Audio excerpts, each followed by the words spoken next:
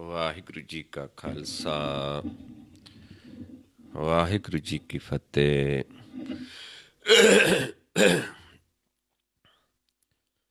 ਆਓ ਗੁਰੂ ਪਿਆਰੀ ਸਾਧ ਸੰਗਤ ਜੀਓ, ਹਰ ਰੋਜ਼ ਦੀ ਤਰ੍ਹਾਂ ਸੰਗਤ ਰੂਪ ਦੇ ਵਿੱਚ ਜੁੜ ਕੇ ਸਤਿਗੁਰਾਂ ਦੀ ਬਾਣੀ ਦੀ ਵਿਚਾਰ ਕਰੀਏ। ਸਤਿਗੁਰਾਂ ਦੇ ਉਪਦੇਸ਼ ਨੂੰ ਸਮਝੀਏ, ਮੰਨੀਏ, ਕਮਾਉਣ ਦੀ ਕੋਸ਼ਿਸ਼ ਕਰੀਏ। ਆਪਾਂ ਵਿਚਾਰ ਰਹੇ ਸੀ ਬਾਣੀ ਗੌੜੀ ਰਾਗ ਦੇ ਵਿੱਚ, ਗੌੜੀ ਚੇਤੀ ਮਹੱਲਾ ਪੰਜਵਾਂ।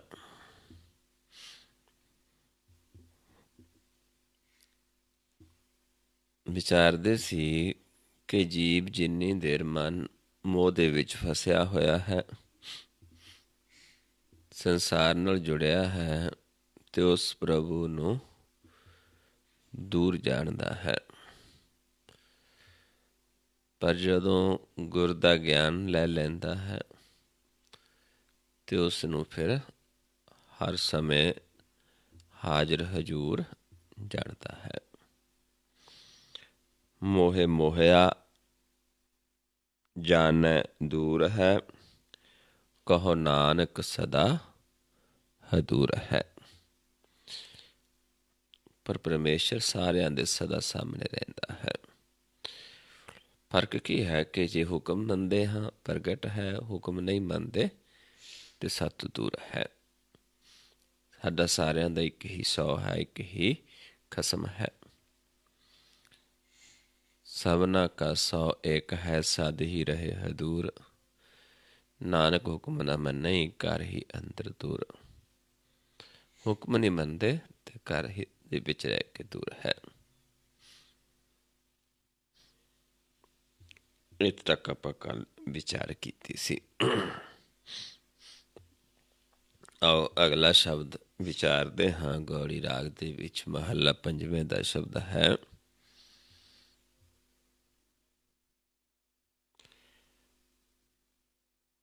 ਮਨ ਧਰ ਧਰਬੇ ਹਰ ਨਾਮ ਨੂੰ, ਸਾਗਰ ਲਹਿਰ ਸੰਸਾ ਸੰਸਾਰ, ਗੁਰ ਬੋਹਿਤ ਪਾਰ ਗ੍ਰਾਮ ਨੂੰ।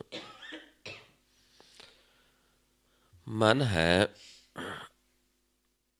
ਹਰੀ ਦੇ ਨਾਮ ਨੂੰ ਪ੍ਰਾਪਤ ਕਰਦਾ ਹੈ, ਲੋਚਦਾ ਹੈ,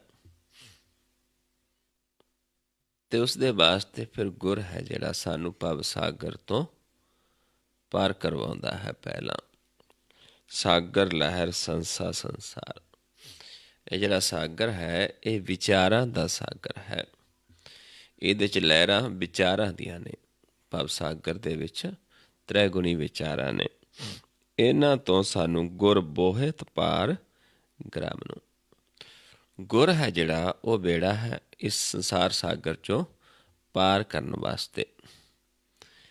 ਤੇ ਫਿਰ ਮਨ ਹਰੀ ਦੇ ਨਾਮ ਨੂੰ ਪ੍ਰਾਪਤ ਕਰਦਾ ਹੈ।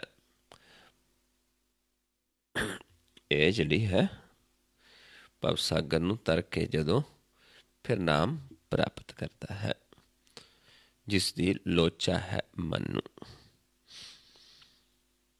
ਇਹ ਰਹੋ ਪੰਕਤੀਆਂ ਨੇ।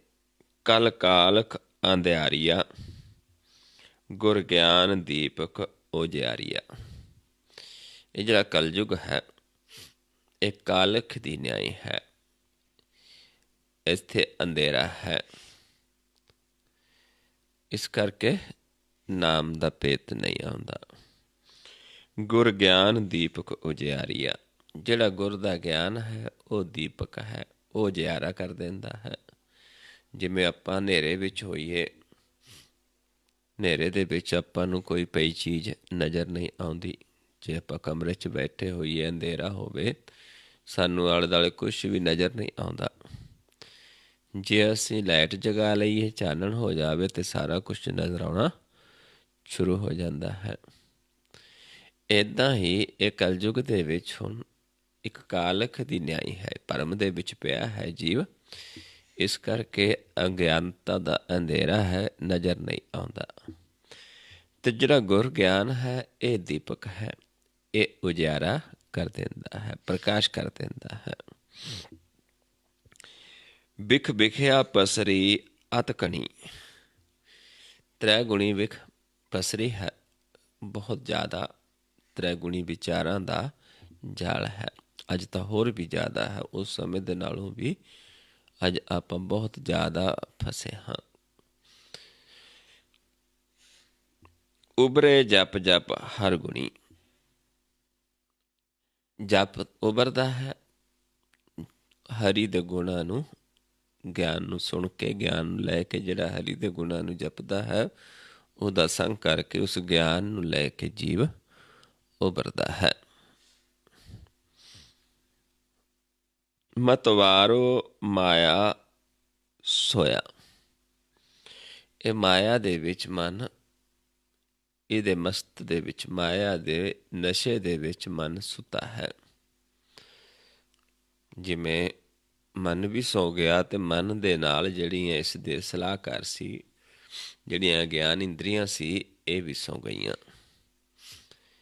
ਕਿਵੇਂ ਸੁੱਤੇ ਨੇ? ਜਿਹੜੇ ਸਾਡੇ ਨੇਤਰ ਨੇ ਇਹ ਪਰਾਇਆ ਦ੍ਰਿਸ਼ਟ ਵਿਕਾਰਾਂ ਨੂੰ ਦੇਖ ਕੇ ਸੌਂ ਗਏ। ਜਿਹੜੇ ਸਾਡੇ ਕੰਨ ਨੇ ਇਹ ਨਿੰਦਾ ਚੁਗਲੀ ਸੁਣ ਕੇ ਸੌਂ ਗਏ। ਇੱਥੇ ਤੱਕ ਹੀ ਇਹ ਖੁਸ਼ ਰਹਿੰਦੇ ਨੇ। ਤੇ ਮਨ, ਸਾਡੀ ਰਸਨਾ ਸੀ ਇਹ ਸਵਾਦਾਂ ਦੇ ਵਿੱਚ ਸੌਂ ਗਈ ਤੇ ਮਨ ਮਾਇਆ ਦੇ ਵਿੱਚ ਸੌਂ ਗਿਆ। ਜਿਹਨੂੰ ਮਹਾਰਾਜ ਸਮਝਾਉਂਦੇ ਨੇ, ਨੈਣੀ ਨੀਂਦ ਪ੍ਰਦ੍ਰਿਸ਼ਟ ਵਿਕਾਰ, ਕਰਨ ਸੋਏ ਸੁਨਿੰਦ ਵਿਚਾਰ, ਰਸਨਾ ਸੋਈ ਲੋਭ ਮੀਠੇ ਸਾਧ, ਮਨ ਸੋਇਆ ਮਾਇਆ ਬਿਸਮਾਤ। ਏਦਾਂ ਸੌਂ ਗਿਆ ਹੈ ਮਨ। ਗੁਰ ਭੇਟਤ ਭਰਮ ਭਉ ਖੋਇਆ, ਪਰ ਫਿਰ ਜਦੋਂ ਗੁਰ ਦਾ ਭੇਟ ਹੁੰਦਾ ਹੈ, ਗੁਰ ਦਾ ਗਿਆਨ ਮਿਲਦਾ ਹੈ, ਗੁਰ ਨੂੰ ਮਿਲਣ ਦੇ ਨਾਲ ਫਿਰ ਮਨ ਦਾ ਭਰਮ ਖਤਮ ਹੋ ਜਾਂਦਾ ਹੈ ਤੇ ਫਿਰ ਮਨ ਜਾਗਦਾ ਹੈ। ਸੁੱਤਾ ਕਿੱਥੇ ਹੈ? ਤ੍ਰੈ ਗੁਣਾਂ ਦੇ ਵਿੱਚ, ਪਰਮ ਦੇ ਵਿੱਚ। ਤੇਹੀ ਗੁਣੀ ਸੰਸਾਰ ਪਰਮ ਸੁੱਤਾ। ਜਦੋਂ ਭਰਮ ਦੂਰ ਹੋ ਜਾਂਦਾ ਹੈ ਤੇ ਮਨ ਜਾਗ ਪੈਂਦਾ ਹੈ। ਗੁਰ ਭੇਟਤ ਭਰਮ ਭਉ ਖੋਇਆ, ਕਹੋ ਨਾਨਕ ਏਕ ਧਿਆਇਆ, ਘਟ ਘਟ ਨਦਰੀ ਆਇਆ। ਵੀ ਜਦੋਂ ਫਿਰ ਇੱਕ ਨੂੰ ਧਿਆਉਂਦੇ ਹਾਂ, ਗੁਰ ਦਾ ਗਿਆਨ ਲੈ ਕੇ ਇੱਕ ਨੂੰ ਧਿਆਉਣਾ ਸ਼ੁਰੂ ਕਰਦੇ ਹਾਂ ਤੇ ਫਿਰ ਸਾਨੂੰ ਘਟ ਘਟ ਦੇ ਵਿੱਚ ਉਹ ਮਾਲਕ ਨਜ਼ਰ ਆਉਣਾ ਸ਼ੁਰੂ ਹੋ ਜਾਂਦਾ ਹੈ, ਜਿਸ ਨੂੰ ਅਸੀਂ ਦੂਰ ਸਮਝਦੇ ਸੀ, ਜਿਸ ਨੂੰ ਅਸੀਂ ਕੋਈ ਕਿਤੇ ਲੱਭਦਾ ਫਿਰਦਾ, ਕੋਈ ਕਿਤੇ ਲੱਭਦਾ ਹੈ, ਕੋਈ ਜੰਗਲਾਂ ਨੂੰ ਚਲੇ ਜਾਂਦਾ, ਘਰ-ਬਾਰ ਛੱਡ ਕੇ, ਕੋਈ ਕੁਛ ਕਰਦਾ ਹੈ। ਲੇਕਿਨ ਗੁਰ ਦੇ ਗਿਆਨ ਦੁਆਰਾ ਅਸੀਂ ਹਰ ਥਾਂ ਉਸ ਨੂੰ ਦੇਖ ਸਕਦੇ ਹਾਂ। ਘਟ ਘਟ ਦੇ ਵਿੱਚ ਸਾਨੂੰ ਨਜ਼ਰ ਆਉਣਾ ਸ਼ੁਰੂ ਹੋ ਜਾਂਦਾ ਹੈ। ਪਰ ਕਿਸ ਦੁਆਰਾ? ਗੁਰ ਦੇ ਗਿਆਨ ਦੁਆਰਾ।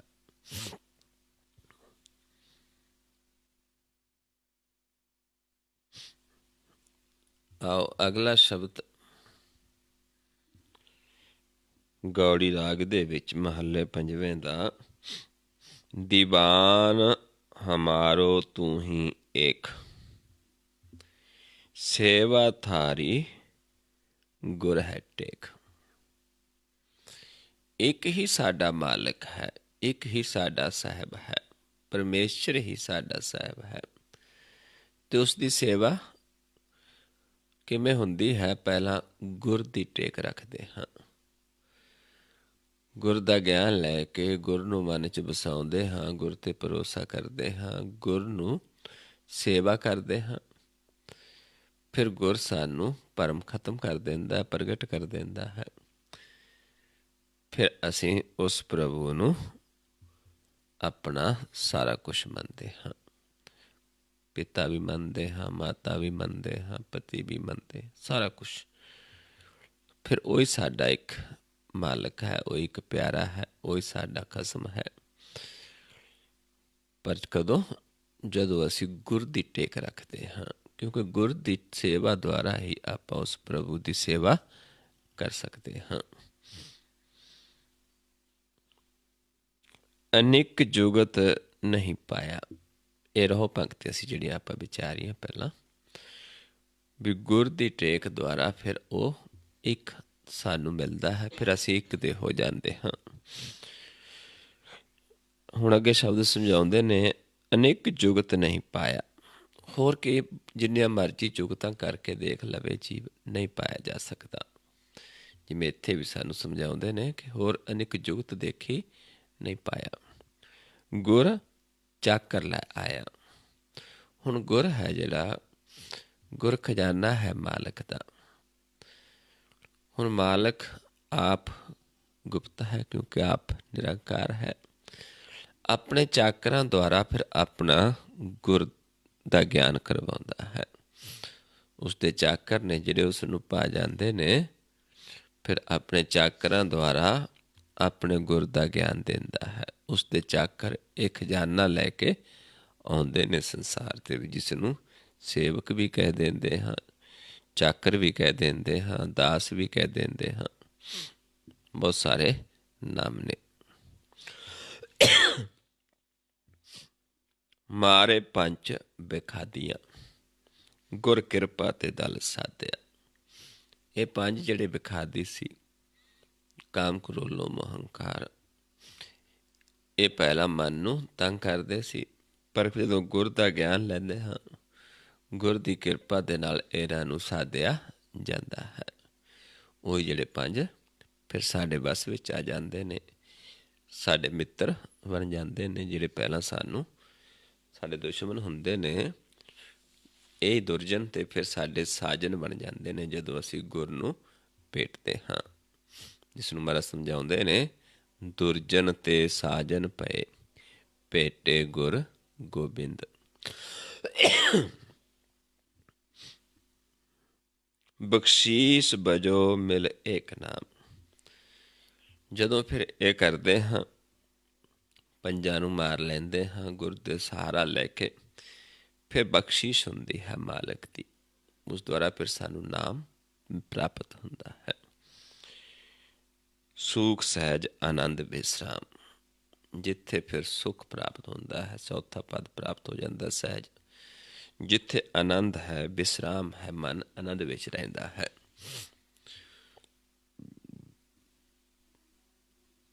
ਪ੍ਰਭ ਕੇ ਚਾਕਰ ਸੇ ਭਲੇ,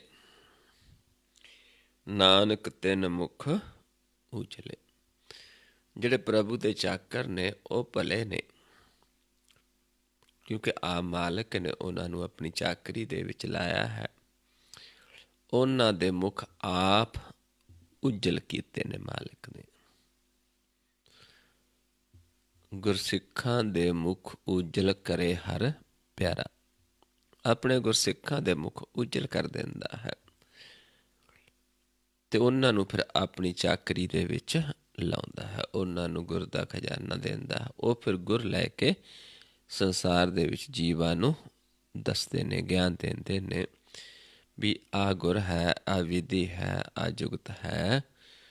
ਉਸ ਪਰਮੇਸ਼ਰ ਨੂੰ ਦੇਖਣ ਦੀ, ਮਨ ਦੇ ਭਰਮ ਨੂੰ ਦੂਰ ਕਰਨ ਦੀ ਤੇ ਭਰਮ ਦੇ ਪਰਦੇ ਨੂੰ ਪਾਸੇ ਕਰਨ ਦਾ ਤਰੀਕਾ ਹੈ। ਜੋਗ ਜੁਗਤ ਸੁਣ ਆਇਓ ਗੁਰ ਪੈ, ਸਤਿਗੁਰ ਮੋਕੋ ਸ਼ਬਦ ਬੁਝਾਇਆ। ਫਿਰ ਉਹ ਸ਼ਬਦ ਦਾ ਗਿਆਨ, ਗੁਰ ਦਾ ਗਿਆਨ ਲੈਂਦੇ ਹਨ, ਦਿੰਦਾ ਹੈ ਜੀਵ।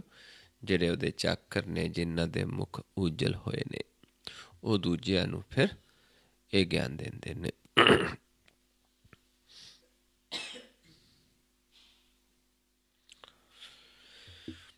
ਅਗਲਾ ਸ਼ਬਦ ਹੈ ਗੌੜੀ ਮਹੱਲਾ ਪੰਜਵਾਂ। ਗੌੜੀ ਰਾਗ ਦੇ ਵਿੱਚ ਮਹੱਲੇ ਪੰਜਵੇਂ ਦਾ ਸ਼ਬਦ। ਜੀਅਰੇ ਓਲਾ ਨਾਮ ਕਾ, ਅਬਰ ਜੇ ਕਰਨ ਕਰਾਵਨੋ, ਤਿੰਨ ਮੈਂ ਪਉ ਹੈ ਜਾਮ ਕਾ।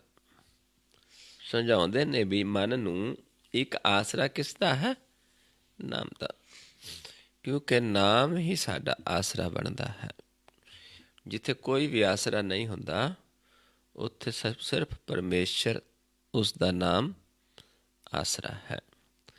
ਜੇ ਅਸੀਂ ਨਾਮ ਤੋਂ ਬਿਨਾਂ ਕਿਸੇ ਹੋਰ ਨੂੰ ਆਸਰਾ ਬਣਾਉਂਦੇ ਹਾਂ, ਕੁਛ ਹੋਰ ਕਰਦੇ ਹਾਂ, ਤੇ ਉੱਥੇ ਫਿਰ ਸਾਨੂੰ ਜਮਾਂ ਦਾ ਖਤਰਾ ਪੈਦਾ ਹੋਏਗਾ, ਜਮਾਂ ਦਾ ਦੀ ਮਾਰ ਖਾਣੀ ਪਏਗੀ, ਕਿਉਂਕਿ ਜਮਾਂ ਤੋਂ ਸਾਨੂੰ ਕੌਣ ਬਚਾ ਸਕਦਾ? ਸਿਰਫ ਨਾਮ। ਇਸ ਕਰਕੇ ਸਮਝਾਉਂਦੇ ਨੇ, ਅਵਰ ਜੇ ਕਰਨ ਖਰਾਬ ਨੂੰ ਤਿੰਨ ਮੈਂ ਪਾਉ ਹੈ ਜਮ ਕਾ।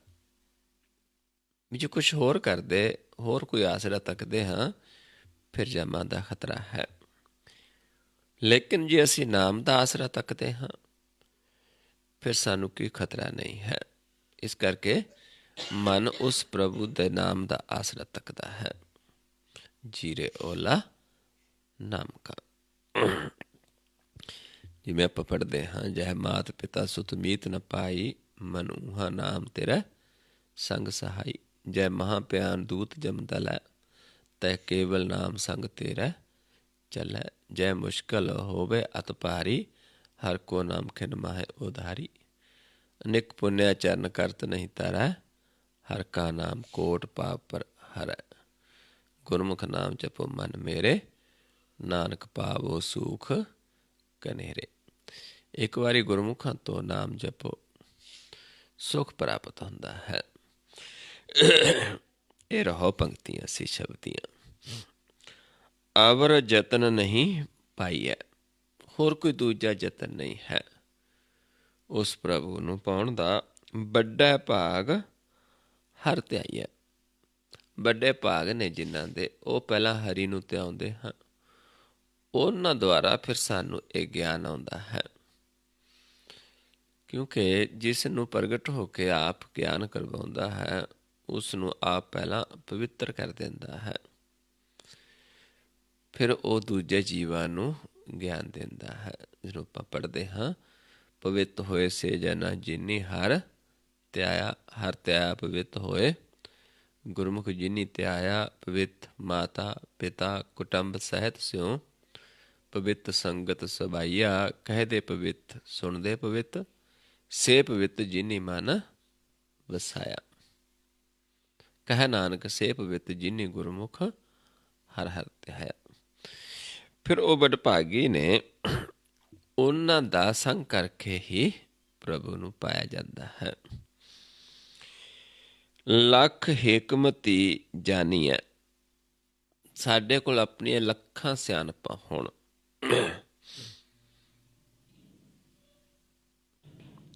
ਆਗੇ ਤਿਲ ਨਹੀਂ ਮਾਨੀਐ।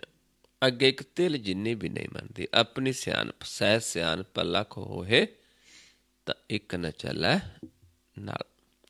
ਕਿਉਂਕਿ ਉੱਥੇ ਸਾਡੀ ਆਪਣੀ ਸਿਆਣਪ ਨਹੀਂ ਚੱਲਣੀ, ਉੱਥੇ ਤਾਂ ਉਸ ਮਾਲਕ ਦਾ ਦਿੱਤਾ ਗਿਆਨ ਚੱਲਦਾ ਹੈ। ਅੱਗੇ ਨਹੀਂ ਮੰਨਿਆ ਜਾਂਦਾ ਕੁਛ ਵੀ। ਆਬੁੱਧ ਕਰਮ ਕਮਾਵਨੇ। ਹੰਕਾਰ ਦੇ ਵਿੱਚ ਜਿਹੜੇ ਕਰਮ ਕਮਾਉਂਦੇ ਹਾਂ, ਗ੍ਰਹਿ ਬਾਲੂ ਨੀਰ ਬਹਾਵਣੇ। ਕਿਹੋ ਜਿਹਾ ਹੈ? ਜਿਵੇਂ ਮਿੱਟੀ ਦੇ ਘਰ ਨੂੰ ਪਾਣੀ ਰੋੜ ਦਿੰਦਾ ਹੈ, ਇੱਦਾਂ ਦਾ ਸਾਡੇ ਸੰਸਾਰਿਕ ਕਰਮ ਨੇ। ਹੋਰ ਨਾਮ ਤੋਂ ਬਿਨਾਂ ਜੇ ਅਸੀਂ ਹੋਰ ਕੁਛ ਵੀ ਕਰਦੇ ਹਾਂ, ਸਾਰਾ ਵਿਅਰਥ ਹੈ। ਜਿਵੇਂ ਮਿੱਟੀ ਦਾ ਘਰ ਹੈ, ਪਾਣੀ ਆਇਆ ਤੇ ਢਾਹ ਲੈ ਗਿਆ, ਇੱਦਾਂ ਦੇ ਇਹ ਕਰਮ ਨੇ। ਪ੍ਰਭ ਕਿਰਪਾਲ ਕਿਰਪਾ ਕਰੈ। ਜਦ ਪ੍ਰਭੂ ਕਿਰਪਾਲੂ ਕਿਰਪਾ ਕਰਦਾ ਹੈ, ਨਾਮ ਨਾਨਕ ਸਾਧੂ ਸੰਗ ਮਿਲੈ। ਫਿਰ ਉਹਦੇ ਸਾਧੂ ਜਨ ਨੇ ਜਿਨ੍ਹਾਂ ਦੇ ਵਿੱਚ ਵਸਦਾ ਹੈ, ਜਿਨ੍ਹਾਂ ਦੇ ਹਿਰਦੇ 'ਚ ਆ ਵਸਦਾ ਹੈ, ਜਿਨ੍ਹਾਂ ਦੀ ਰਸਨਾ ਤੋਂ ਆਪ ਬੋਲਦਾ ਹੈ, ਉਹਨਾਂ ਦਾ ਫਿਰ ਸਾਨੂੰ ਸੰਗ ਬਖਸ਼ਿਸ਼ ਕਰਦਾ ਹੈ। ਉਹਨਾਂ ਦਾ ਸੰਗ ਕਰਨ ਦੇ ਨਾਲ ਉੱਥੋਂ ਫਿਰ ਸਾਨੂੰ ਨਾਮ ਦੀ ਸੋਝੀ ਆਉਂਦੀ ਹੈ, ਗੁਰ ਦਾ ਗਿਆਨ ਪ੍ਰਾਪਤ ਹੁੰਦਾ ਹੈ, ਤੇ ਮਨ ਇੱਕ ਦ੍ਰਿਸ਼ਟ ਹੋ ਕੇ ਪ੍ਰਕਾਸ਼ ਹੋ ਜਾਂਦਾ ਹੈ। ਫਿਰ ਸਾਨੂੰ ਨਾਮ ਪ੍ਰਾਪਤ ਹੁੰਦਾ ਹੈ। ਹੋਰ ਕਿਸੇ ਵੀ ਤਰੀਕੇ ਦੇ ਨਾਲ ਨਾਮ ਨੂੰ ਪ੍ਰਾਪਤ ਨਹੀਂ ਕੀਤਾ ਜਾ ਸਕਦਾ।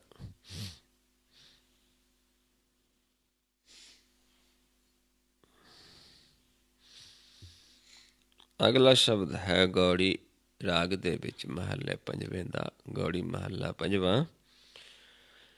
ਬਾਰ ਨੈ ਬਲਿਹਾਰ ਨੈ ਲਖ ਬਰੀਆ,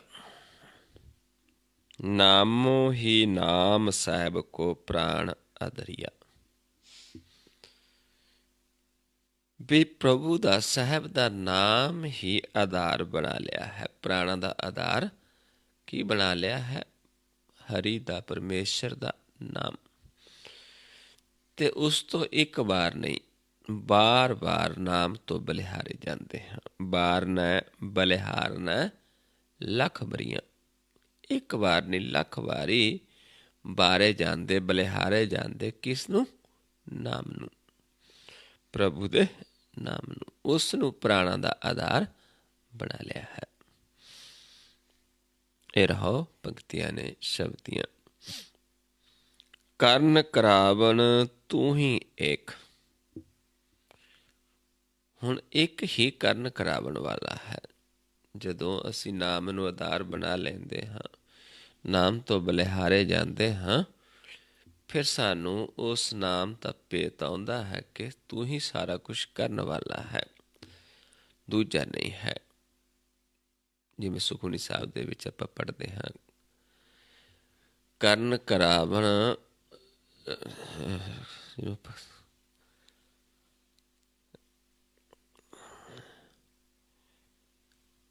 ਕਿ ਪਰਮੇਸ਼ਰ ਹੀ ਕਰਨ ਵਾਲਾ ਹੈ। ਕਰਨ ਕਾਰਨ ਪ੍ਰਭ ਏਕ ਹੈ, ਦੂਸਰ ਨਾ ਹੀ ਕੋਏ। ਨਾਨਕ ਤਿਸ ਬਲਿਹਾਰਨਾ, ਜਲ ਥਲ ਮਹੀਲ ਸੋਏ। ਵੀ ਜਲ ਵਿੱਚ, ਥਲ ਵਿੱਚ, ਮਹੀਲ, ਹਰ ਥਾਂ ਉਹੀ ਹੈ, ਦੂਜਾ ਨਹੀਂ ਕਰ ਸਕਦਾ। ਇੱਥੇ ਫਿਰ ਜਦੋਂ ਭੇਤ ਆ ਜਾਂਦਾ ਹੈ, ਫਿਰ ਸਾਨੂੰ ਸੋਝੀ ਆਉਂਦੀ ਹੈ ਕਿ ਤੂੰ ਹੀ ਇੱਕ ਕਰਨ ਕਰਾਵਣ ਵਾਲਾ ਹੈ। ਜੀ ਜੰਤ ਕੀ ਤੂੰ ਹੀ ਟੇਕ। ਚਾਹੇ ਜੀ ਹੈ, ਚਾਹੇ ਜੰਤ ਹੈ। ਜੀਤ ਜੰਤ, ਜਿਵੇਂ ਸਾਡਾ ਸਰੀਰ ਜੰਤ ਹੈ ਤੇ ਇਸ ਦੇ ਵਿੱਚ ਰਹਿਣ ਵਾਲਾ ਮਨ ਜੀ ਹੈ। ਦੋਨਾਂ ਦਾ ਆਸਰਾ ਆਪ ਹੈ। ਇੱਦਾਂ ਸਾਰੇ ਸੰਸਾਰ ਦਾ, ਤਾਂ ਆਪਾਂ ਇੱਕ ਉਦਾਹਰਨ ਲਈ, ਸਾਰਿਆਂ ਦੇ ਵਿੱਚ ਜੋਤ ਵੀ ਹੈ ਤੇ ਸਰੀਰ ਵੀ ਨੇ। ਸਾਰਿਆਂ ਦਾ ਜਿਹੜਾ ਆਸਰਾ ਹੈ, ਇੱਕ ਪਰਮੇਸ਼ਰ ਹੀ ਹੈ। ਰਾਜ ਜੋਬਨ ਪ੍ਰਭ ਤੂੰ ਧਨੀ। ਤੇ ਧਨਵੰਤਾ ਵੀ ਤੂੰ ਹੀ ਹੈ, ਰਾਜ ਵੀ ਤੇਰਾ ਹੈ, ਤੇ ਦਿੱਤਾ ਹੋਇਆ ਸਾਰਾ ਕੁਛ ਹੀ ਤੇਰਾ ਹੈ। ਤੂੰ ਹੀ ਇਹ ਅਵਸਥਾ ਵੀ ਦਿੰਦਾ ਹੈ, ਜੀਵਾਂ ਨੂੰ ਜਨਮ ਵੀ ਦਿੰਦਾ ਹੈ, ਜਵਾਨੀ ਵੀ ਦਿੰਦਾ ਹੈ, ਬੁਢਾਪਾ ਵੀ ਦਿੰਦਾ ਹੈ, ਮੌਤ ਵੀ ਦਿੰਦਾ ਹੈ। ਸਾਰਾ ਕੁਛ ਕਰਨ ਵਾਲਾ ਕੌਣ ਹੈ? ਆਪ। ਤੂੰ ਨਿਰਗੁਣ, ਤੂੰ ਸਰਗੁਣੀ। ਤੇਰੇ ਦੋ ਰੂਪ ਨੇ।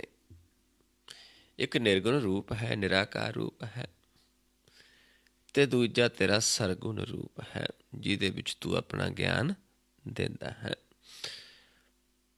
ਤੇਰੇ ਦੋਨੋਂ ਰੂਪ ਤੇਰੇ ਨੇ, ਨਿਰੰਕਾਰ, ਨਿਰਗੁਣ, ਸਰਗੁਣ, ਨਿਰੰਕਾਰ। ਸੁਨ ਸਮਾਧੀ ਆਪ, ਆਪਨ ਕੀਆ ਨਾਨਕਾ, ਆਪੇ ਹੀ ਫਿਰ ਜਾਪ। ਨਿਰੰਕਾਰ ਆਕਾਰ ਆਪ, ਨਿਰਗੁਣ ਸਰਗੁਣ ਏਕ, ਏਕੋ ਏਕ ਬਖਾਨ ਨੇ, ਨਾਨਕ ਏਕ ਅਨੇਕ। ਇੱਕ ਵੀ ਆਪ ਹੈ, ਅਨੇਕਾਂ ਵਿੱਚ ਵੀ ਆਪ ਹੈ। ਦੋਨੋਂ ਉਸੇ ਦੇ ਰੂਪ ਨੇ, ਇੱਕ ਨਿਰਗੁਣ ਤੇ ਇੱਕ ਸਰਗੁਣ ਹੈ। ਤੂੰ ਨਿਰਗੁਣ, ਤੂੰ ਸਰਗੁਣੀ। ਈਹਾਂ ਊਹਾਂ ਤੁਮ ਰੱਖੇ। ਫਿਰ ਸੋਝੀ ਆ ਜਾਂਦੀ ਜਦੋਂ ਇੱਕ ਆਸਰਾ ਉਸ ਦਾ ਤੱਕ ਲੈਂਦੇ ਹਾਂ, ਉਸ ਤੋਂ ਬਾਰੇ ਜਾਂਦੇ, ਬਲਿਹਾਰੇ ਜਾਂਦੇ ਹਾਂ, ਵੀ ਇੱਥੇ ਵੀ ਤੂੰ ਰੱਖਣ ਵਾਲਾ ਹੈ ਤੇ ਅੱਗੇ ਵੀ ਤੂੰ ਹੀ ਰੱਖਣ ਵਾਲਾ ਹੈ। ਈਹਾਂ ਊਹਾਂ ਤੁਮ ਰੱਖੇ, ਗੁਰ ਕਿਰਪਾ ਤੇ ਕੋ ਲਖੇ। ਪਰ ਉਸ ਦਾ ਗਿਆਨ ਕੋਈ ਵੇਲਾ ਲੈਂਦਾ ਹੈ ਗੁਰ ਦੀ ਕਿਰਪਾ ਦੇ ਨਾਲ। ਗੁਰ ਦੇ ਗਿਆਨ ਦੁਆਰਾ ਉਸ ਨੂੰ ਲੱਖਦਾ ਹੈ, ਅਲੱਖ ਨੂੰ ਲੱਖ ਲੈਂਦਾ ਹੈ। ਕਿਉਂਕਿ ਜਦ ਲੱਖ ਲਿਆ, ਫਿਰ ਸਾਨੂੰ ਪਹਿਚਾਣ ਹੁੰਦੀ ਹੈ, ਫਿਰ ਸਦਾ ਸਾਡਾ ਸੰਗ ਹੈ, ਸਦਾ ਸਾਡੇ ਹਜ਼ੂਰ ਰਹਿੰਦਾ ਹੈ। ਫਿਰ ਸਾਨੂੰ ਇੱਥੇ ਵੀ ਰੱਖਦਾ ਹੈ ਤੇ ਅੱਗੇ ਵੀ ਰੱਖਦਾ ਹੈ। ਅੰਤਰਜਾਮੀ ਪ੍ਰਭ ਸੁਜਾਨ, ਨਾਨਕ ਤਕੀਆ ਤੁਹੀ ਦਾਨ। ਅੰਤਰਜਾਮੀ ਪ੍ਰਭੂ ਸੁਜਾਨ ਹੈ, ਸਿਆਣਾ ਹੈ, ਤੇ ਉਸੇ ਦਾ ਹੀ ਸਾਡਾ ਤਾਂ ਸਮਝਾਉਂਦੇ ਗੁਰੂ ਨਾਨਕ ਸਾਹਿਬ ਮਹਾਰਾਜ, ਗੁਰੂ ਸਾਹਿਬ ਜੀ, ਨਾਨਕ ਤਕੀਆ ਤੂੰ ਹੀ ਦਾਨ। ਵੀ ਸਾਡਾ ਤਾਂ ਜਿਹੜਾ ਆਸਰਾ ਹੈ ਤੂੰ ਹੀ ਹੈ। ਇਸ ਤਾਂ ਤੇਰਾ ਹੀ ਆਸਰਾ ਤੱਕਦੇ ਹਾਂ, ਦੂਜਾ ਹੋਰ ਕਿਸੇ ਦਾ ਆਸਰਾ ਨਹੀਂ। ਤੇ ਤੋਂ ਇੱਕ ਵਾਰ ਨਹੀਂ, ਲੱਖ ਵਾਰ ਬਲਿਹਾਰੇ ਜਾਂਦੇ ਹਾਂ। ਬਾਰ ਨੇ ਬਲਿਹਾਰਨ ਲੱਖ ਬਰੀਆ। ਇੱਕ ਵਾਰ ਨਹੀਂ, ਦੋ ਵਾਰ ਨਹੀਂ, ਦਿਓ ਬਲਿਹਾਰੀ ਗੁਰ ਆਪਣੇ ਦਿਹਾੜੀ ਸਦਵਾਰ। ਜਿਨ ਮਾਨਸ ਤੇ ਦੇਵਤੇ ਕੀਏ ਕਰਤਨ ਲਾਖੀ ਪਾਰ। ਇਸ ਕਰਕੇ ਉਸ ਤੋਂ ਬਲਿਹਾਰੇ ਜਾਣਾ ਹੈ। ਨਾਮ ਤੋਂ, ਗੁਰ ਤੋਂ, ਸਤਿਗੁਰ ਤੋਂ ਆਪਾਂ ਬਲਿਹਾਰੇ ਜਾਣਾ ਹੈ, ਕਿਉਂਕਿ ਉਹ ਇੱਥੇ ਵੀ ਰੱਖਦਾ ਤੇ ਸਾਨੂੰ ਅੱਗੇ ਵੀ ਰੱਖਦਾ ਹੈ।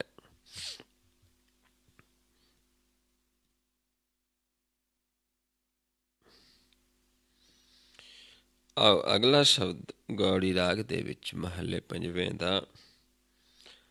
ਹਰ ਹਰ ਹਰ ਹਰ ਹਰ ਹਰ ਅਰਾਧੀਐ, ਸੰਤ ਸੰਗ ਹਰ ਮਨ ਵਸੈ, ਭਰਮ ਮੋਹ ਭਉ ਸਾਧੀਐ।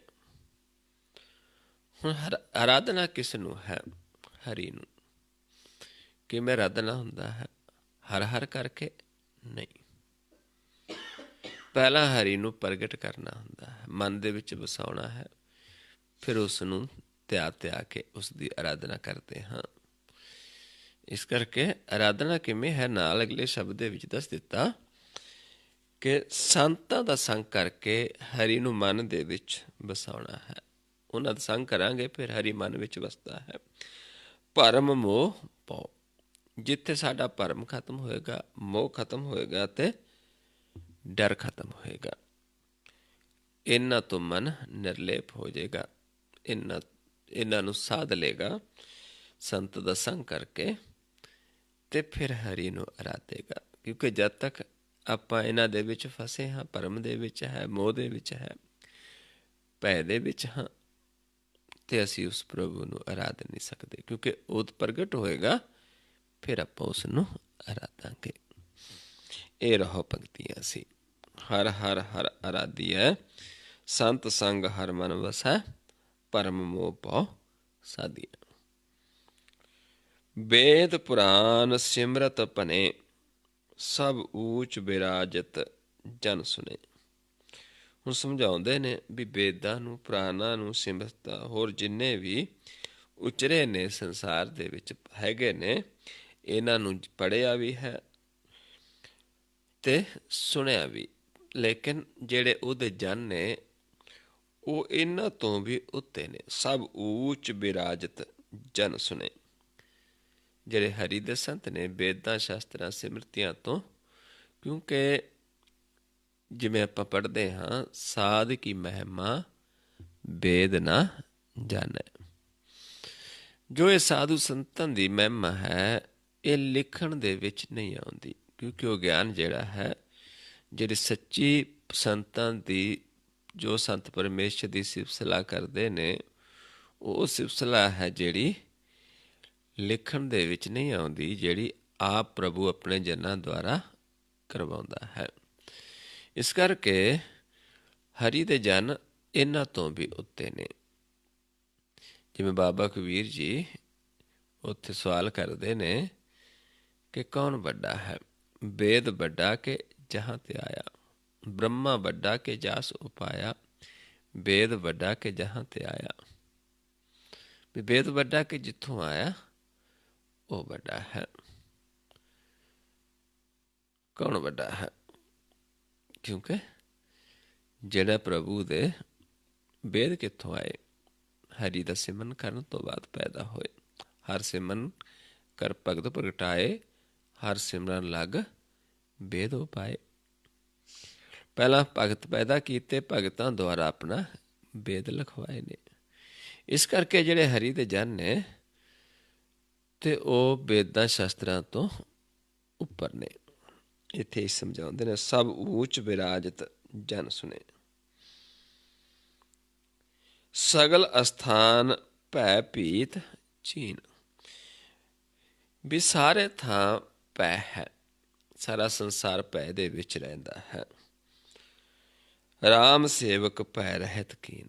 ਪਰ ਜਿਹੜੇ ਰਾਮ ਦੇ ਸੇਵਕ ਨੇ ਉਹ ਭੈ ਤੋਂ ਰਹਿਤ ਨੇ, ਉਹਨਾਂ ਨੂੰ ਭੈ ਨਹੀਂ ਹੈ। ਕਿਉਂਕਿ ਉਹਨਾਂ ਨੇ ਸੰਤਾਂ ਦਾ ਸੰਗ ਕਰਕੇ ਆਪਣਾ ਭੈ ਮੋਹ ਭਰਮ ਦੂਰ ਕਰ ਲਿਆ ਹੈ। ਤੇ ਉਹ ਹਰੀ ਨੂੰ ਅਰਾਧਦੇ ਨੇ। 1,84,00,000 ਜੂਨ ਫਿਰੈ। 84 ਲੱਖ ਜੂਨ ਹੈ ਇੱਥੇ ਸੰਸਾਰ ਦੇ ਵਿੱਚ, ਜਿਹਦੇ ਜੀਵ ਜੂਨਿਆਂ ਦੇ ਵਿੱਚ ਪਰਮਦੇ ਨੇ। ਗੋਬਿੰਦ ਲੋਕ ਨਹੀਂ ਜਨਮ ਮਰੈ। ਪਰ ਜਿਹੜੇ ਗੋਬਿੰਦ ਪ੍ਰਭੂ ਦੇ ਲੋਕ ਨੇ, ਉਹਦੇ ਜਨ ਨੇ, ਉਹ ਜਨਮ ਮਰਨ ਤੋਂ ਰਹਿਤ ਹੋ ਜਾਂਦੇ ਨੇ। ਉਹਨਾਂ ਨੂੰ 84 ਲੱਖ ਜੂਨ ਦੇ ਵਿੱਚ ਨਹੀਂ ਜਾਣਾ ਪੈਂਦਾ। ਪਰ ਜਿਹੜੇ ਉਸ ਪ੍ਰਭੂ ਦੇ ਲੋਕ ਨੇ, ਉਸ ਦੇ ਜਨ ਨੇ, ਜਿਹੜੇ ਉਸ ਨੂੰ ਪਾ ਜਾਂਦੇ ਨੇ। ਬਲ ਬੁੱਧ ਸਿਆਣਪ ਹਉਮੈ ਰਹੀ, ਹਰ ਸਾਧ ਸਰਨ ਨਾਨਕ ਗਹੀ। ਤੇ ਜਦੋਂ ਸਮਝਾਉਂਦੇ ਨੇ ਕਿ ਸਾਧੂ ਜਨਾਂ ਦੀ ਸ਼ਰਨ ਦੇ ਵਿੱਚ ਦੁਆਰਾ ਹਰੀ ਦੇ ਸੰਗਤ 'ਚ ਜਾਂਦੇ ਹੈ ਜੀਵ, ਤੇ ਉਹ ਫਿਰ ਉੱਥੇ ਆਪਣੀ ਜਿਹੜੀ ਬਲ ਹੈ, ਆਪਣੀ ਬੁੱਧ ਆਪਣੀ ਸਿਆਣਪ, ਆਪਣੀ ਹਉਮੈ, ਉਹ ਖਤਮ ਹੋ ਜਾਂਦੀ ਹੈ। ਕਿਉਂਕਿ ਜਦ ਤੱਕ ਅਸੀਂ ਆਪਣਾ ਬਲ, ਆਪਣੀ ਸਿਆਣਪ, ਆਪਣੀ ਬੁੱਧ ਵਰਤਦੇ ਹਾਂ, ਉਨੀ ਦੇਰ ਆਪਾਂ ਸਾਧੂ ਜਨਾਂ ਦਾ ਸੰਗ ਕਰਕੇ ਪ੍ਰਭੂ ਦੀ ਸ਼ਰਨ ਦੇ ਵਿੱਚ ਨਹੀਂ ਜਾ ਸਕਦੇ। ਜਦ ਸਾਧੂ ਨੂੰ ਮਿਲਣ ਜਾਣਾ ਹੈ, ਫਿਰ ਆਪਣੇ ਨਾਲ ਕੁਛ ਵੀ ਨਹੀਂ ਲੈ ਕੇ ਜਾਣਾ ਹੁੰਦਾ, ਬਲ ਬੁੱਧ ਕੁਛ ਵੀ ਨਹੀਂ ਹੈ, ਤੇ ਪਿੱਛੇ ਵੀ ਨਹੀਂ ਰੁਕਣਾ ਹੁੰਦਾ, ਅੱਗੇ ਚੱਲਣਾ ਹੁੰਦਾ ਹੈ ਸਾਧੂ ਜਨਾਂ ਦਾ ਸੰਗ ਕਰਕੇ। ਜਿਸਨੂੰ ਬਾਬਾ ਕਬੀਰ ਜੀ ਸਮਝਾਉਂਦੇ ਨੇ, ਕਬੀਰ ਸਾਧੂ ਕੋ ਮਿਲਣਾ ਜਾਈਐ, ਸਾਥ ਨ ਲੀਜੈ ਕੋਏ, ਪਾਸ਼ੇ ਪਉ ਨ ਦੀਜੀਐ, ਆਗੈ ਹੋਏ ਸੋ ਹੋਏ। ਵੀ ਸਿੱਖ ਦਾ ਸਾਥ ਨਹੀਂ ਲੈਣਾ ਕੋਈ, ਫਿਰ ਪਿੱਛੇ ਨਹੀਂ ਮੁੜਨਾ, ਜੋ ਹੋਏਗਾ ਆਪਾਂ ਸਾਧੂ ਦਾ ਸੰਗ ਕਰਨਾ ਹੈ।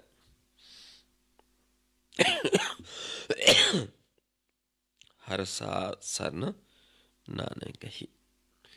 ਵੀ ਫਿਰ ਹਰੀ ਦੀ ਸ਼ਰਨ ਦੇ ਵਿੱਚ ਸਾਧੂ ਜਨ ਦਾ ਸੰਗ ਕਰਕੇ ਹਰੀ ਦੀ ਸ਼ਰਨ ਦੇ ਵਿੱਚ ਗਏ। ਜਦੋਂ ਆਪਣੀ ਬਲ ਬੁੱਧ ਸਿਆਣਪ ਹਉਮੈ ਛੱਡ ਦਿੱਤੀ। ਇਹ ਤਰੀਕਾ ਹੈ ਪ੍ਰਭੂ ਤੱਕ ਜਾਣ ਦਾ, ਉਸ ਮਾਲਕ ਨੂੰ ਜਾਣਨ ਦਾ। ਜਦੋਂ ਆਪਣੀ ਮਤ ਛੱਡਣੀ ਹੈ, ਮਨ ਕੀ ਮਤ ਤਿਆਗੋ ਹਰ ਜਨ, ਹੁਕਮ ਬੂਝ ਸੁਖ ਪਾਈਐ ਰੇ। ਆਪਾਂ ਵਿਚਾਰਦੇ ਸੀ ਕੱਲ ਪਰਸੋਂ ਕਿ ਆਪਣੀ ਮਤ ਛੱਡਣੀ ਹੈ, ਹੁਕਮ ਬੁੱਝਣਾ ਹੈ, ਤੇ ਸੁਖ ਪ੍ਰਾਪਤ ਹੁੰਦਾ ਹੈ। ਸੋ ਇਹ ਆਪਾਂ ਨੂੰ ਸਮਝਾਇਆ ਹੋਇਆ ਹੀ ਹੈ ਤਰੀਕਾ, ਵਾਰ ਵਾਰ ਉਹ ਹੀ ਆਉਂਦਾ ਹੈ। ਕਿਉਂਕਿ ਹਰ ਇੱਕ ਗੁਰੂ ਸਾਹਿਬਾਨ ਦੇ ਸਮੇਂ ਦੇ ਵਿੱਚ ਪਤਾ ਨਹੀਂ ਕਿੰਨੇ ਹੀ ਦੁਨੀਆ, ਕਿੰਨੇ ਹੀ ਲੋਕਾਂ ਦਾ ਉਦਾਰ ਹੋਇਆ ਹੈ। ਇੱਕ ਇੱਕ ਸ਼ਬਦ ਇੱਕ ਇੱਕ ਗੁਰਸਿੱਖ ਦਾ ਹੈ।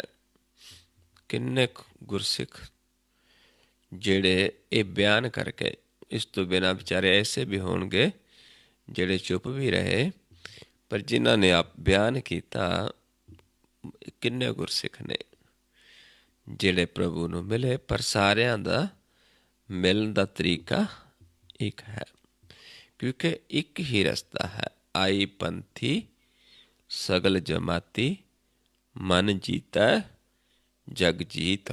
ਆਦੇਸ਼ ਤਿਸੈ ਆਦੇਸ਼, ਆਦ ਅਨੀਲ ਅਨਾਦ ਅਨਾਹਤ, ਜੁਗ ਜੁਗ ਏਕੋ ਵੇਸ। ਜੁਗ ਜੁਗ ਇੱਕੋ ਵੇਸ ਹੈ। ਮੁੰਦਾ ਸੰਤੋਖ ਸਰਮਪਤ ਚੋਲੀ, ਧਿਆਨ ਕੀ ਕਰੈ ਬਿਪੂਤ, ਖਿੰਥਾ ਕਾਲ ਕੁਆਰੀ ਕਾਇਆ, ਜੁਗਤ ਡੰਡਾ ਪ੍ਰਤੀਤ। ਆਈ ਪੰਥੀ ਸਗਲ ਜਮਾਤੀ, ਮਨ ਜੀਤੈ ਜਗ ਜੀਤ। ਇੱਕੋ ਹੀ ਹੈ। ਸੋ ਆਓ ਹੁਣ ਆਪਾਂ ਨਾਲ ਨਾਲ ਧਿਆਨ ਮਾਰਗ 'ਤੇ ਚੱਲੀਏ, ਆਪਾਂ ਵੀ ਧਿਆਈਏ ਅਤੇ ਉਸ ਨੂੰ, ਹਰੀ ਨੂੰ ਫਿਰ ਦੇਖ ਦੇਖ ਕੇ ਅਰਾਧੀਏ। ਕਿਉਂਕਿ ਬੋਲਣਾ, ਹਰ ਹਰ ਕਰਨਾ ਅਤੇ ਹਰੀ ਨੂੰ ਅਰਾਧਨ ਦੇ ਵਿੱਚ ਬਹੁਤ ਫਰਕ ਹੈ। ਮੁੱਖੋਂ ਤਾਂ ਬਹੁਤ ਸਾਰੇ ਕਹਿ ਲੈਂਦੇ ਨੇ, ਪਰ ਮੁਕਤੀ ਕਿਸ ਨੂੰ ਮਿਲਣੀ? ਜਿਹਨੇ ਹਿਰਦੇ ਵਿੱਚ ਵਸਾਉਣਾ ਹੈ। ਮੁੱਖੋਂ ਹਰ ਹਰ ਸਭ ਕੋ ਕਹੈ, ਬਿਰਲਾ ਹਿਰਦਾ ਵਸਾਇਆ। ਕਹਿੰਦੇ ਮੁੱਖੋਂ ਸਾਰੇ ਕਹਿੰਦੇ, ਪਰ ਹਿਰਦੇ 'ਚ ਬਿਰਲਾ ਵਸਾਉਂਦਾ ਹੈ। ਨਾਨਕ ਜਿਨ ਕਾ ਹਿਰਦਾ ਵਸਿਆ, ਮੋਖ ਮੁਕਤਿਨ ਪਾਇਆ। ਤੇ ਮੁਕਤੀ ਕਿਹਨੂੰ ਮਿਲਦੀ ਹੈ? ਜਿਹਦੇ ਹਿਰਦੇ 'ਚ ਵਸਦਾ ਹੈ।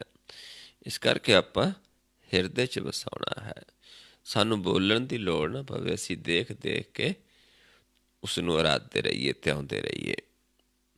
ਕਿਉਂਕਿ ਬੋਲਣ ਚਾਹੁੰਦਾ ਨਹੀਂ ਹੈ, ਕਹਿਣ ਚਾਹੁੰਦਾ ਨਹੀਂ ਹੈ, ਅੱਖਰਾਂ 'ਚ ਹੈ ਨਹੀਂ।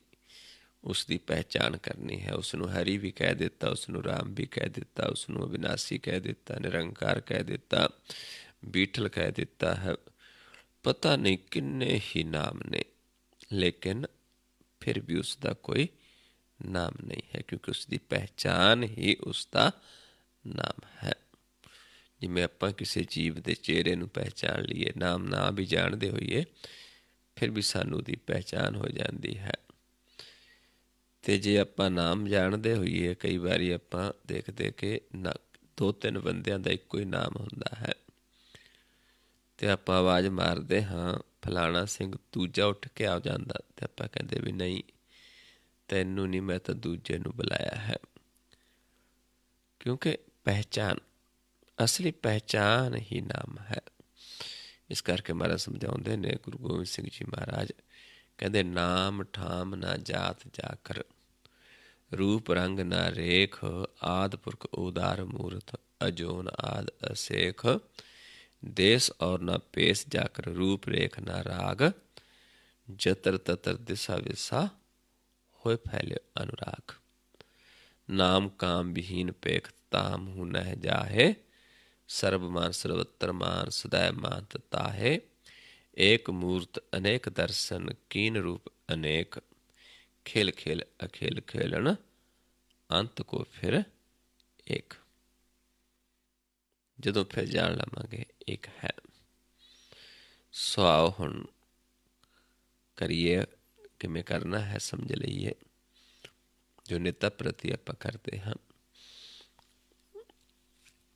ਦੋਨਾਂ ਨੇਤਰਾਂ ਨੂੰ ਇਸ ਪੁਆਇੰਟ 'ਤੇ ਸਮ ਕਰਨਾ ਹੈ। ਇਸ ਤਰੀਕੇ ਦੇ ਨਾਲ ਇੱਥੇ ਦ੍ਰਿਸ਼ਟੀ ਨੂੰ ਫੋਕਸ ਕਰਨਾ ਹੈ ਆਪਾਂ ਨੇ, ਅਤੇ ਆਪਣੇ ਆਪ ਨੂੰ ਪਹਿਚਾਨਣਾ ਹੈ, ਆਪਣੇ ਬਾਰੇ ਜਾਣਨਾ ਹੈ। ਜਦੋਂ ਆਪਾਂ ਇਸ ਪੁਆਇੰਟ 'ਤੇ ਫੋਕਸ ਕਰਦੇ ਹਾਂ, ਆਪਣੀ ਦ੍ਰਿਸ਼ਟੀ ਨੂੰ ਫੋਕਸ ਕਰਕੇ ਦੇਖਣਾ ਹੈ, ਅਤੇ ਆਪਾਂ ਇਹ ਦੇਖਣਾ ਕਿ ਸਾਨੂੰ ਆਪਣਾ ਨੱਕ ਨਜ਼ਰ ਆਉਂਦਾ ਜਾਂ ਨਹੀਂ ਨਜ਼ਰ ਆਉਂਦਾ। ਜੇ ਨਜ਼ਰ ਨਹੀਂ ਆਉਂਦਾ, ਫਿਰ ਆਪਾਂ ਇੱਕ ਦ੍ਰਿਸ਼ਟ ਹਾਂ। ਜੇ ਨਜ਼ਰ ਆਉਂਦਾ ਹੈ, ਫਿਰ ਦੋ ਦ੍ਰਿਸ਼ਟ ਹੈ। ਮਨ ਦੋ ਜੋਤਾਂ ਦੇ ਵਿੱਚ ਬਣਿਆ ਹੈ। ਜੇ ਨਜ਼ਰ ਨਹੀਂ ਆਉਂਦਾ, ਫਿਰ ਇੱਕ ਜੋਤ ਹੈ, ਇੱਕ ਦ੍ਰਿਸ਼ਟ ਹੈ। ਜੇ ਨਜ਼ਰ ਆਉਂਦਾ ਹੈ, ਫਿਰ ਆਪਾਂ ਇਹ ਦੇਖਣਾ ਹੁੰਦਾ ਕਿ ਕਿਸ ਪਾਸੇ ਤੋਂ ਨਜ਼ਰ ਆਉਂਦਾ ਹੈ, ਸੱਜੇ ਪਾਸੇ, ਖੱਬੇ ਪਾਸੇ ਜਾਂ ਵਿਚਾਲੇ।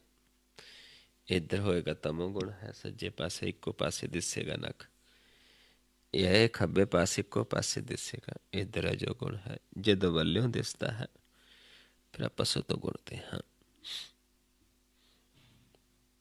ਅਤੇ ਫਿਰ ਆਪਾਂ ਧਿਆਨ ਲਾਵਾਂਗੇ, ਉਸ ਮਾਲਕ ਦੇ ਨਾਲ ਛੂਹਣ ਦੀ ਕੋਸ਼ਿਸ਼ ਕਰਾਂਗੇ, ਆਪਣੇ ਧਿਆਨ ਨੂੰ ਸਪਰਸ਼ ਕਰਨ ਦੀ ਕੋਸ਼ਿਸ਼ ਕਰਾਂਗੇ, ਜੋ ਕਿ ਸਾਡੇ ਸਾਰਿਆਂ ਦੇ ਸਾਹਮਣੇ ਹੀ ਹੈ। ਅਤੇ ਜਦੋਂ ਸਾਡਾ ਅਸੀਂ ਵਿਸ਼ਵਾਸ ਦੇ ਨਾਲ ਇਹ ਧਿਆਨ ਲਗਾਵਾਂਗੇ, ਉਹ ਮੈਂ ਸਮਝਾਉਂਦਾ ਕਿਵੇਂ ਲਗਾਵਾਂਗੇ।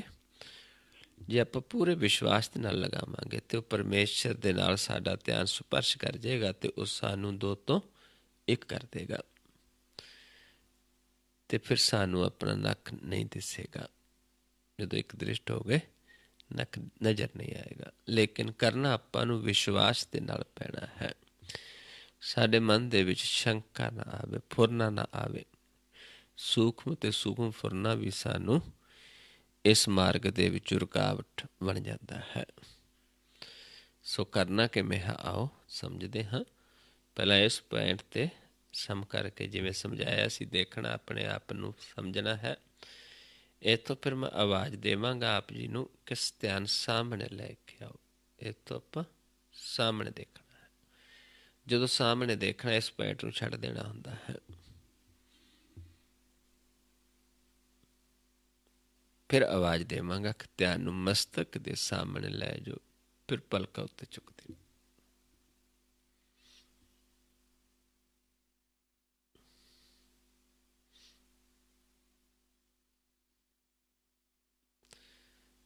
ਫਿਰ ਜਦੋਂ ਕਵਾਂਗਾ ਧਿਆਨ ਸਾਹਮਣੇ, ਫਿਰ ਵਾਪਸ ਸਾਹਮਣੇ, ਫਿਰ ਜਦੋਂ ਕਵਾਂਗੇ ਸਮ ਕਰਕੇ ਦੇਖੋ, ਫਿਰ ਦ੍ਰਿਸ਼ਟੀ ਨੂੰ ਇੱਥੇ ਫੋਕਸ ਕਰਕੇ ਫਿਰ ਆਪਣੇ ਆਪ ਨੂੰ ਦੇਖਣਾ ਹੈ। ਜੇ ਕੋਈ ਨਵਾਂ ਜੀਵ ਜਿਸ ਨੂੰ ਨੱਕ ਦਿਸਦਾ, ਉਸਨੇ ਫਿਰ ਦੇਖਣਾ ਆ ਕੇ ਕਿ ਦਿਸ ਨੂੰ ਹਟ ਗਿਆ।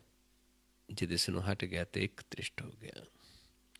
ਇਸ ਪਾਸੇ ਹਲਕਾ ਹਲਕਾ ਦਿਖ ਸਕਦਾ, ਖੱਬੇ ਪਾਸੇ ਇੱਕ ਪਰਛਾਈ ਟੈਪ ਧੁੰਦਲਾ, ਉੱਦਾਂ ਨਹੀਂ ਪੂਰਾ ਨੱਕ ਨਹੀਂ, ਇੱਕ ਪਰਛਾਈ ਜਿਹਾ ਸਾਨੂੰ ਨਜ਼ਰ ਆ ਸਕਦੀ, ਕਿਉਂਕਿ ਇਸ ਨੇ ਇਸ ਪਾਸੇ ਆਉਣਾ ਹੈ। ਇਸ ਪਾਸੇ ਸਾਡਾ ਪ੍ਰਕਾਸ਼ ਪ੍ਰਗਟ ਹੋਣਾ ਹੈ। ਸੋ ਆਓ ਨੇਤਰ ਸਮ ਕਰੋ ਪਹਿਲਾਂ।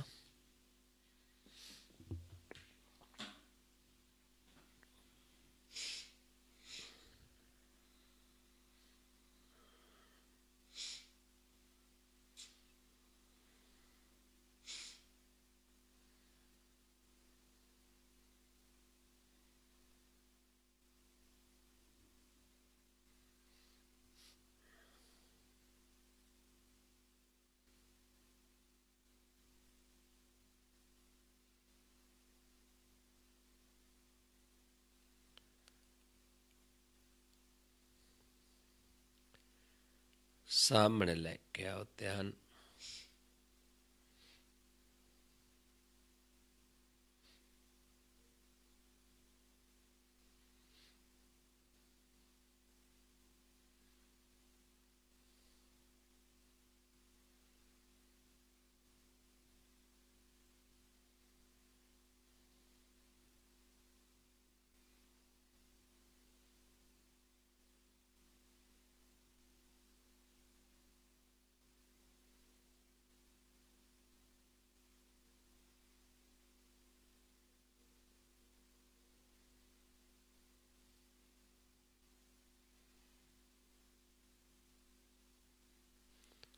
ਮਸਤਕ ਦੇ ਸਾਹਮਣੇ ਲੈ ਜਾਓ, ਪਲਕਾਂ ਉੱਤੇ ਚੁੱਕ ਦਿਓ।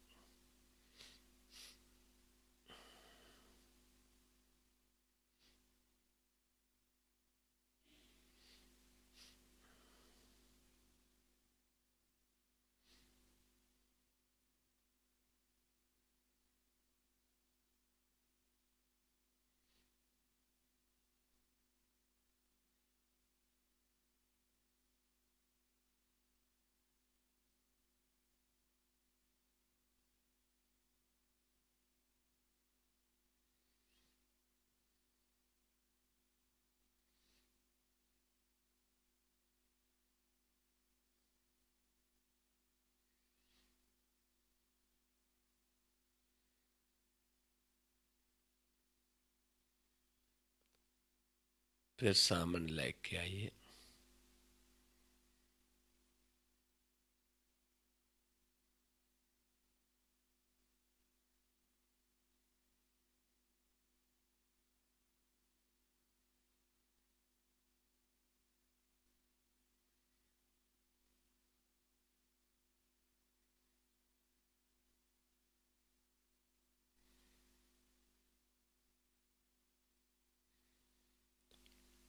फिर सम करके देखो अपने आप ਨੂੰ, ਆਪਣੇ ਪ੍ਰਕਾਸ਼ ਰੂਪ ਨੂੰ ਦੇਖੋ। ਜੇ ਕੋਈ ਨਵਾਂ ਜੀਵ ਹੈ, ਜੇ ਪਹਿਲਾਂ ਨੱਕ ਦਿਸਦਾ ਸੀ, ਉਹਨੇ ਇਹ ਦੇਖਣਾ ਕਿ ਨੱਕ ਦਿਸ ਨੂੰ ਹਟ ਗਿਆ, ਇੱਕ ਦ੍ਰਿਸ਼ਟ ਹੋ ਗਿਆ ਜਾਂ ਨਹੀਂ।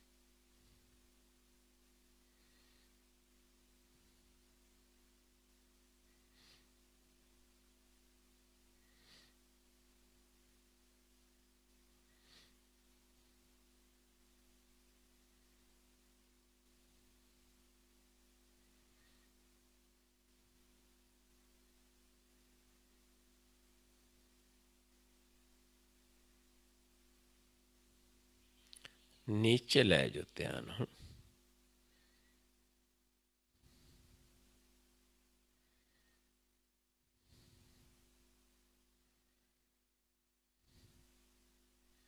बिल्कुल रिलैक्स देखना। इत्थे पा बैठे अपने तो 2 फुट अगे ध्यान लै जाना नीचे, जो चादर जो भी थले विछे उस तो 5-6 ਉਂਗਲ उत्ते देखने की कोशिश करनी है। इत्थे सानू प्रकाश दियां लहरां अनुभव होणियां शुरू होणगियां। जिवें पानी दियां लहरां, इह तां प्रकाश की हलचल अनुभव हुंदी है।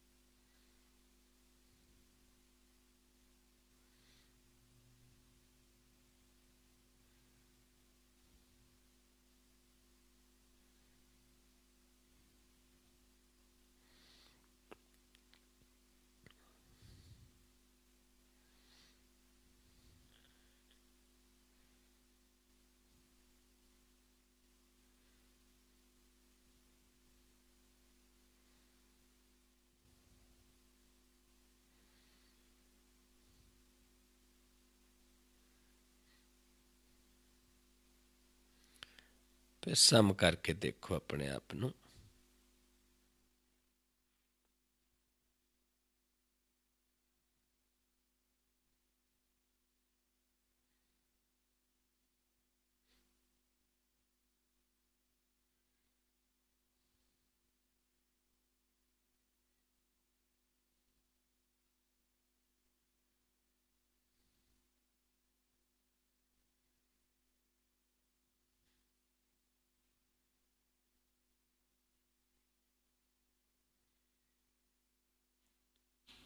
फिर नीचे लै जाओ ध्यान।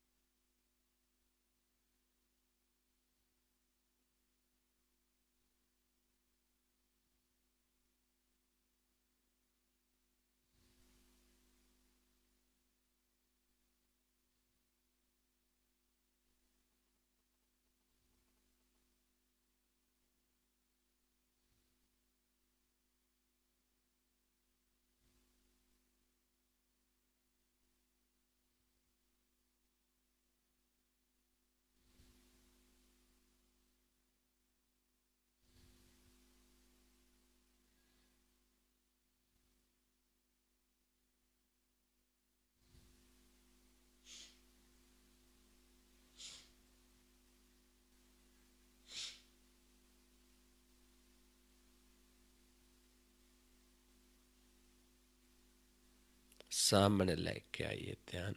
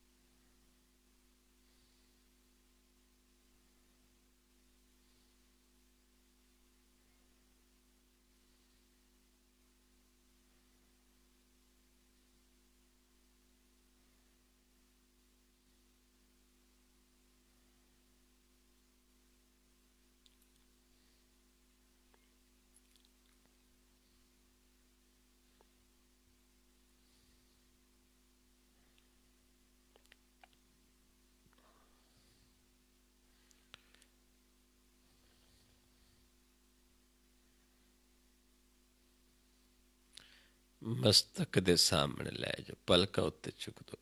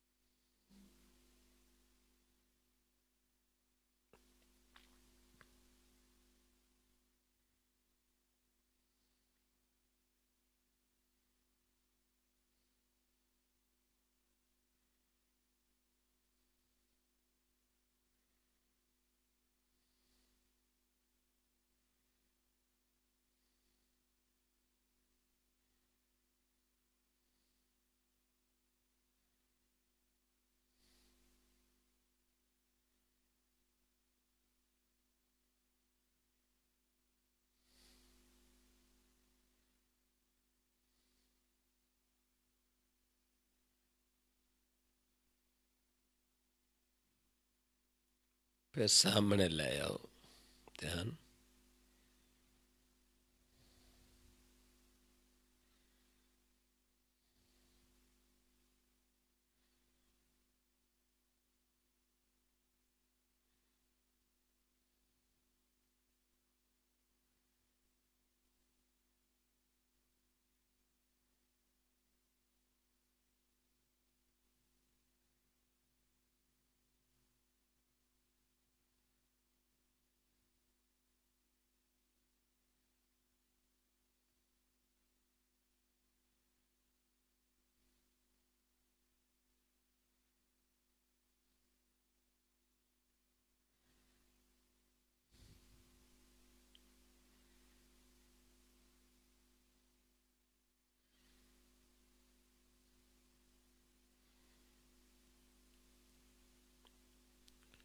नीचे लै जो ध्यान।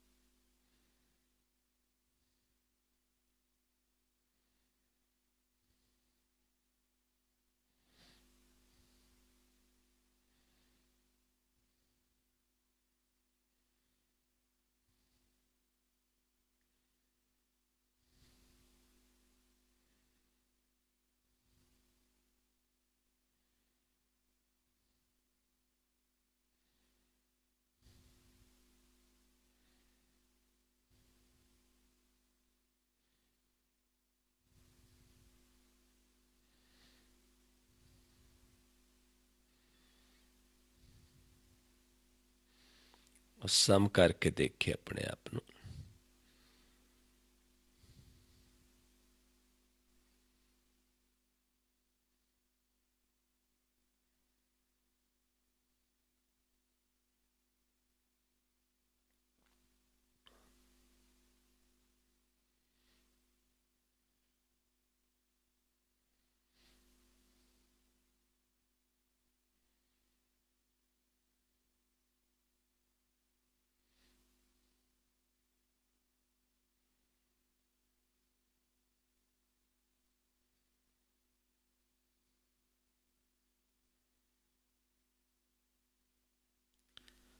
वाहिगुरु जी का खालसा, वाहिगुरु जी की फतेह। सगुरु प्यारिओ, इस तरीके नाल आपां अभ्यास करना है। देख देख के मन दे विच वसाउणा है, क्योंकि सारी भगती नज़रां दी है ते निहाल भी असीं नज़रां दे नाल देख के होना है। नानक नदरी नदर निहाल, नदरी सतगुर सेवियै, नदरी सेवा होए, नदरी ए मन वस आवै, नदरी मन निर्मल होए। सो इदां आपां 2 पॉइंट अभ्यास ज़्यादा करना हुंदा। एक इत्थे सम करना, एक नीचे, फिर इत्थे, फिर नीचे, बार बार, उदों तक जिन्नी देर साडा मुख प्रकाश नहीं हो जाता। आओ इन्नी विचार करते हाँ, बहुत सारिया भुल्लां हो जांदियां हन। आप संगत सतगुरु जी बख्शण जोग हो, बख्श लैना जी। वाहिगुरु जी का खालसा, वाहिगुरु जी की फतेह।